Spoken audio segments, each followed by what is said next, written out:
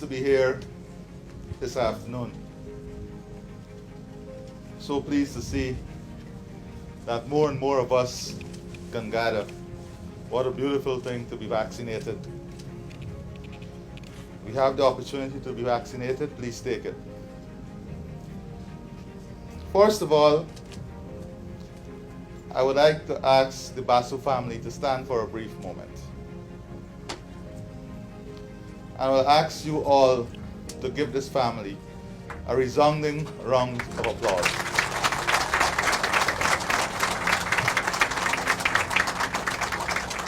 Thank you very much. Now, who is the Basu family? You would have noticed Mr. Roy Basu introduced a name, Harry Prasad Nocto. Where is former Minister Nocto? As a young person, my parents taught me never to fail to recognize people who played an important role in whatever you become and how far you go and how far you rise in life. And I point this out to recognize the humility of the Basu family. And this has always been one of their admirable character. I know this family in my teens, working at the Ministry of Finance. I know Dr. Ashley Singh, many others here would also have known of this family. And I can say in every stage of our development, this family sought to play a role.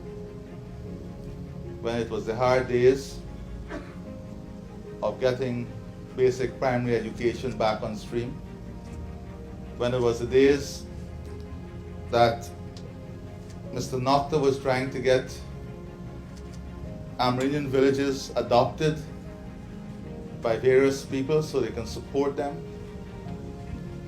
And he had a brilliant success in this. Many villages had their young people coming out to school through this adoption process.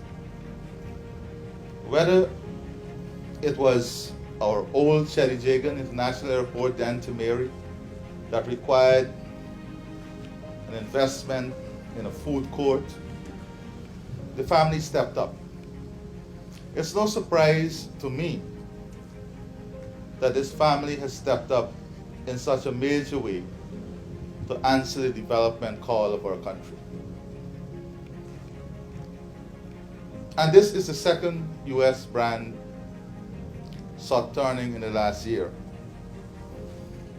and the second that is pursued by Guyanese family-oriented businesses. And this also tells a story that the business culture is beginning to accept that we have to transition from family-owned to, you would have noticed, Cardinal Group established a special purpose company for the realization of this project. Because scale changes and the scale of the opportunities in the future will be so different, this transition in thinking is critical. And I'm happy that the Basu family again is playing such a key role in this transition. I am very fortunate, and I consider myself very fortunate. At the Sod-turning of the first Marriot, I was there. Dr. Ashley Singh was there too. And at the commissioning ceremony, I was there. For a matter of fact, those who would have followed my Facebook page in the last 5 years would know that that was the headline photograph on my Facebook, the opening of that Marriott. Mr. Basu, maybe you give me another headline now. So, but let me say this. The most important thing for our country is a vision. A vision that is alive. But critical to that vision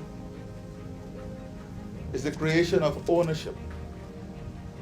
We can have the best vision, but no one wants to be associated with the vision. No ownership is created around the vision, so it remains a vision. And here is an example of a vision that was announced very early, ownership taken of the vision, and importantly, and that is why I'm so happy Ambassador Sarah Lynch is here. Partnership in this vision is critical for developing countries. This is a US brand. We have seen over the last year great enthusiasm from investors all across the world, especially from the US. And that has a lot to do with the leadership that exists here in the US Embassy too. The promotion of the opportunity and the great help that the government received in promoting that vision outside the borders of Guyana. So I want to pause here to recognize all those who take ownership of the vision and partner with us in realizing the vision, and ask you to give them a round of applause.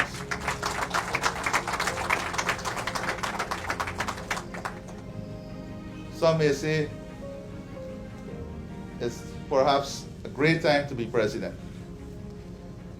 And I say it's an excellent time to be an urban planner. So, what will be the future of this area? We're talking here about Courtyard by Marriot. But what is the plan? First of all, let's talk about the immediate neighbor of the hotel, the airport. We have now more than 40 international investors that are knocking at our door for different investment in the airport. For a matter of fact, I must inform you that the airport authority is short of land to facilitate these investments.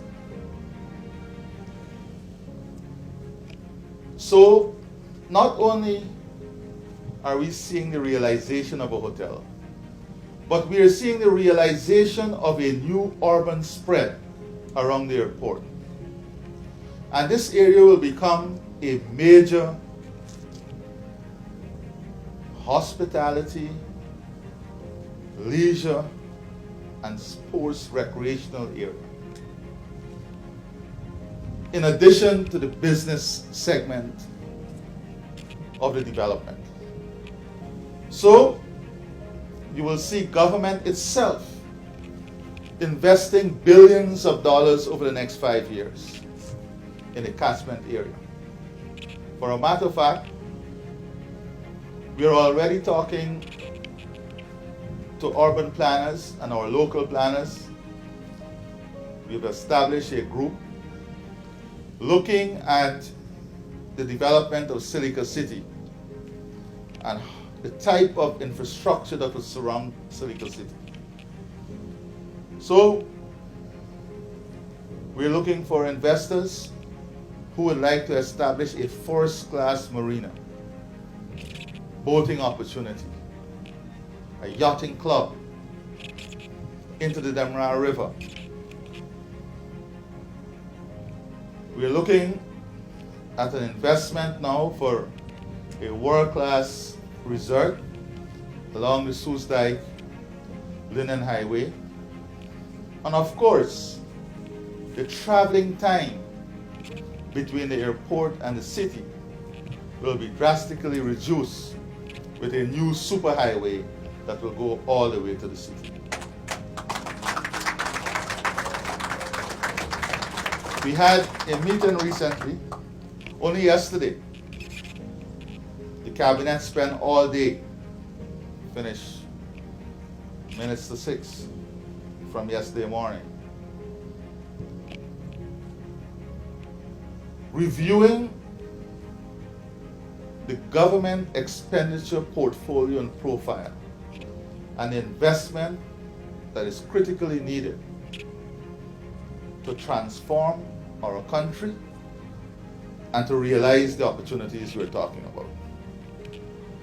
And just to let you understand how important this is, for the remainder of this year,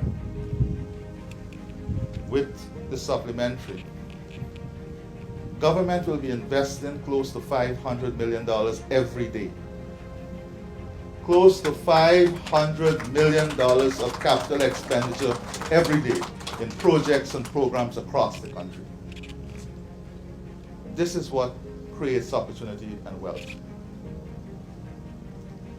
And let me say this, any Guyanese with a plan, come knock on the door. Guyana is open for every single one. That is why we're talking about creating a new environment for those in art and craft close to the airport. We understand as a government, they would not afford to pay a large rental for duty-free spaces, but they cannot be locked out of the development. So very close to the opportunity, government will invest in a facility to give them an equal break. And this is what is called equality of opportunities. Investing in an infrastructure that gives equality to opportunities. It is not gaffe. It is not propaganda.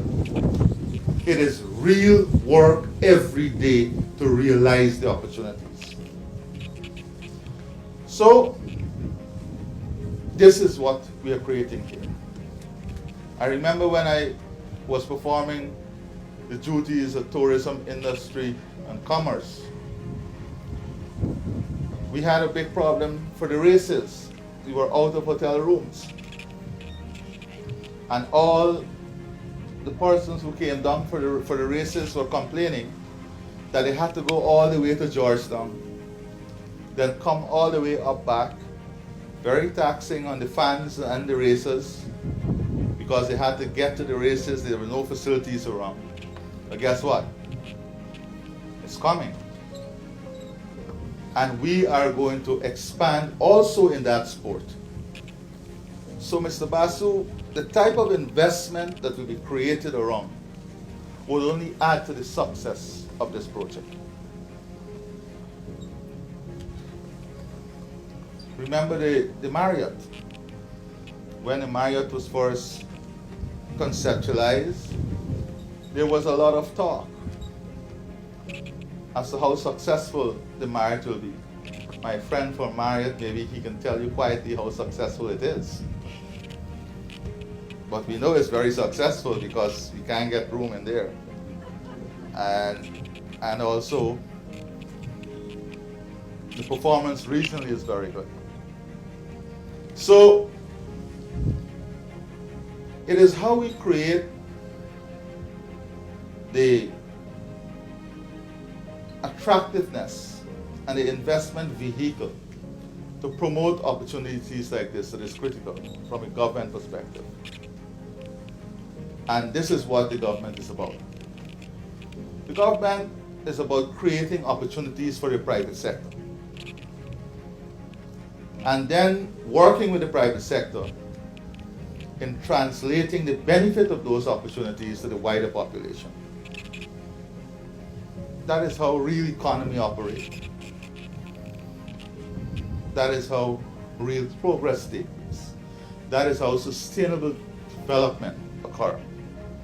So let me tell you what we decided yesterday. We realized that with the type of development taking place, we will need immediately about 3,000 to 4,000 trained Guyanese for the hospitality sector.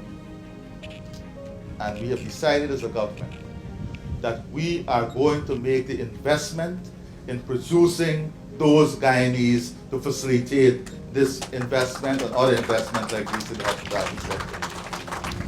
Whether it is through scholarship, whether it is through a homegrown design program, the investment will be made by the government to promote and provide Guyanese to meet the skill requirement for these facilities. That will be done, and it will be announced very shortly. So there must be no mismatch in the process. At every level, development must take place so that the success of the investment is realized. Whether it's human resources, infrastructure, facilities, management, all of these things, we have to invest in so that the end result is the success of the various projects and investments. That is what is critical for us. So we are not going to wait also as a government. We have made this decision too on sometimes loans that take too long. We're going to get the work started. So before the end of this year, you will have the 4-lane from Mandela to Eccles completed through local funds. You will have the design for Eccles to Diamond completed, the tender completed, and hopefully award of contracts made from local funds. Whilst sometime in the second quarter, we are hoping the Ogle to Eccles leg of the new superhighway would also be completed. And then we come all the way up to Tenerife. So by the time your project is completed, Mr. Basu, and all the other investment around here is completed, we will be moving closer to the type of network, development hub, and growth pole we want to create in this area. In this process, we have many stakeholders and players. Mr. Peter Ramsarup and his team at Go Invest, Minister Onej and her team, Minister Ejel, Dr. Ashley Singh from the Ministry of Finance, who ensures that these investment agreements and so are expeditiously processed and aligned with government policy. And of course, Minister Indar, all of whom have been doing a very, very good job. We have Minister Susan from Housing, and I'm very happy that these young ministers are all out here to be part of this, because 10 years from now, they can reflect as to what this event meant today. What this event meant today. We have various government agencies, Cheddi Jagan International Airport, and I must say that they have been doing a great job at coming up with a master plan for a type of development that should take place. And let me say this, the development we are seeing and the interest, many US interests, one of the largest, Ramesh is one of the largest, the processing facility there in the US, the cargo processing facility. They sent an interest, but what they want to do is establish a processing facility for agriculture right at the airport, close to the airport. So from processing, you go straight into the cargo planes and move. You have fresher produce moving. So these are the type of opportunities in Silica City. We are already having interest in industrial development, manufacturing, financial centers. The Minister of Finance will tell you that the Vice President himself spent a lot of time this week on taming investment interests. Because when you're managing an economy like this, you have to be mindful of the consequences of overheating.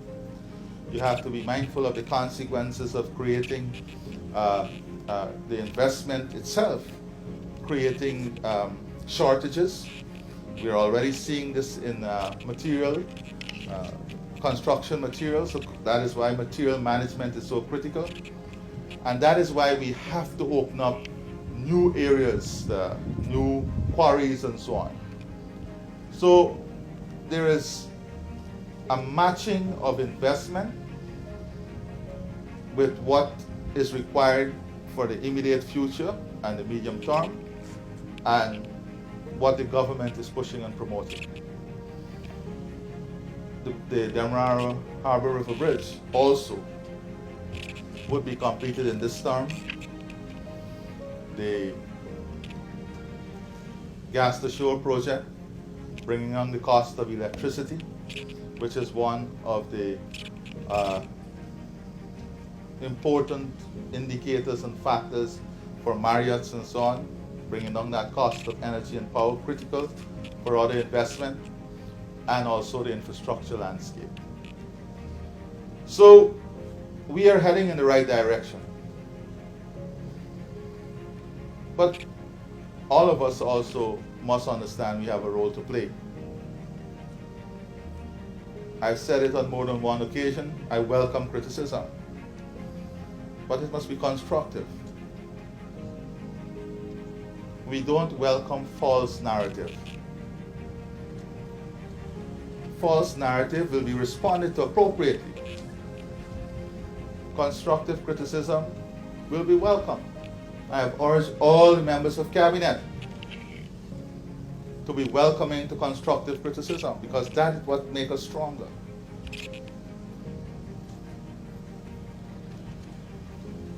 So very soon you will see many other facilities like this, many other ceremonies like this. But today we stop to celebrate with the Basu family, with Marriot, with all the stakeholders. It's a momentous occasion. I congratulate you. I wish you well, and I give you the full commitment of the government of Guyana in supporting the full realization of this project. God bless you. God bless all of you. Thank you very much.